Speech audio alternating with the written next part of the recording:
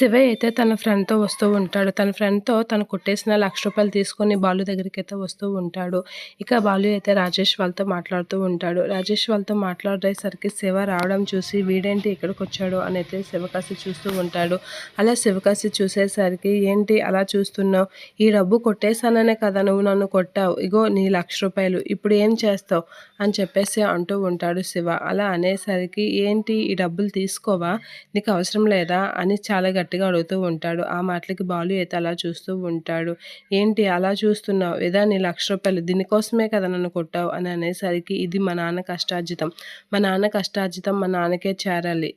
మా నాన్న కష్టార్జితాన్ని అస్సలు వదలను అని అనేస్తూ ఉంటాడు. ఇక కోపంగా చూస్తూ ఉంటాడు. ఇక బాలు అయితే వాళ్ళ నాన్నకి తీసుకొచ్చి ఇది నాన్న నీ డబ్బులు అనైతే అంటూ ఉంటాడు. ఏంట్రా ఇవి నా డబ్బులేంటి? ఇవి నా డబ్బులు ఎందుకు అవుతాయి అని చెప్పేసి అనేసరికి ఈ లక్షావతి ఉంది కదా!